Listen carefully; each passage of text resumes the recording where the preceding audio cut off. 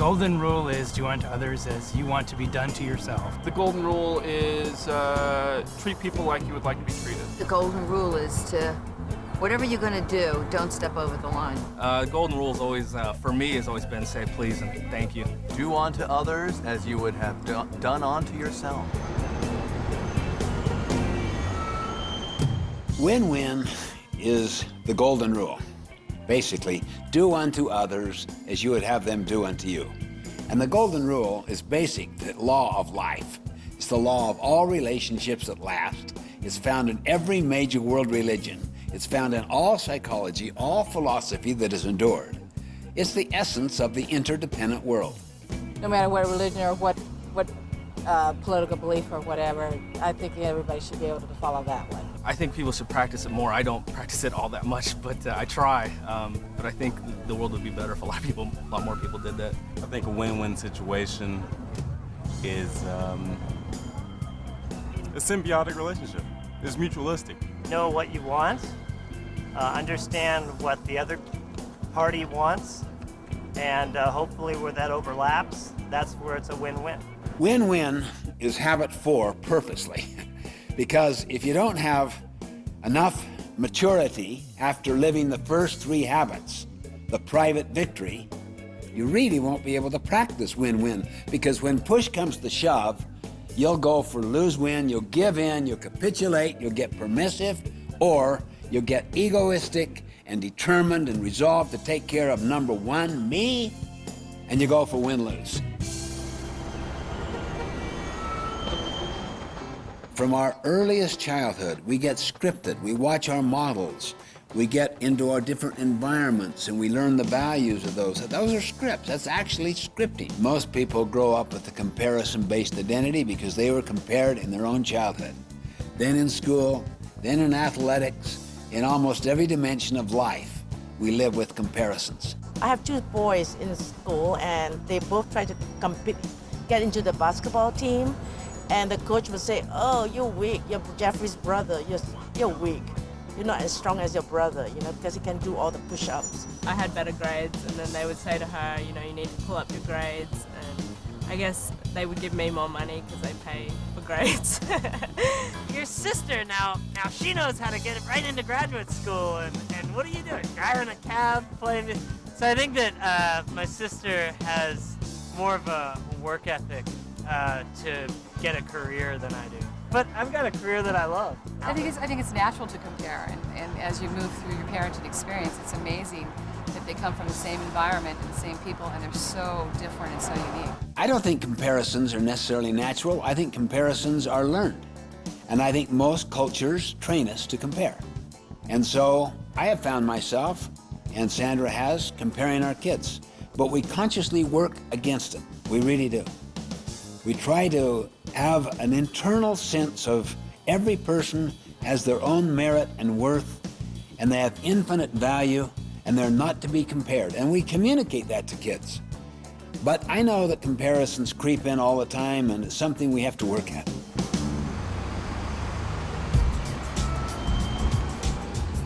Now, much of the world is win-lose.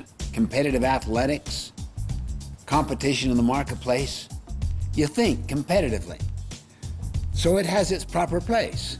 But if you're dealing with interdependency, if you're dealing with teamwork, if you're dealing with where you need to be cooperative, you've got to think win-win. To say everyone can win is maybe going too far. I think everyone can be content and happy, even though they might not get everything they want. It's not so black and white, is it really? See, most people see life like a piece of pie. There's only so much. So that if you get a hunk of it that's bigger, that means I have less. If you get more profit, I have less. If you get the recognition, I don't get it. See, that's called the concept of scarcity. Abundance is where you see the pie getting larger and larger and larger. When you get the win-win spirit, the win-win attitude, and learn the skills of win-win, which are associated with habits 4, 5, and 6, what happens is you start to discover pragmatically for yourself the pie does get larger. People who believe in a lack and a shortage, it's like that mentality almost starts shriveling you. You think you're not going to have enough, and you cut back, and then you don't have enough, and you cut back more. And it's just the opposite. It's like opens the floodgates. If you think there's going to be enough, and you share, the more you share with others because you have an abundance, you have enough, it's like the more that comes to you, and just doors open up. The ability to re-script yourself is a unique capacity animals do not possess. And any person, at any time in their life, regardless of how deep those scripts are, it's tough, it's not easy, it takes patience, persistence, and courage, but they can reinvent themselves. I think that people are a product of their environment up to an extent, but I think that as you grow as a human being, that you can create your own environment. So your environment becomes a product of you. The essence of win-win from an emotional standpoint is that you are sufficiently independent emotionally that you can be both kind and courageous at the same time. That's the essence of maturity. You can be kind, but if you lack courage, you're going to go for lose-win. You'll capitulate, you'll give in. You'll be permissive and soft. People will exploit you, run all over you, take advantage of you. Or let's say that you're full of yourself, how right you are, you're courageous, you're firm, you're strong, but you lack any empathy, any consideration, any kindness for others. So you push for win-lose. And people that go for either lose-win or win-lose gradually develop a habit pattern and a skill set associated with that, and that's why they look on the concept of win-win and call it idealistic, and it just doesn't work in the real world.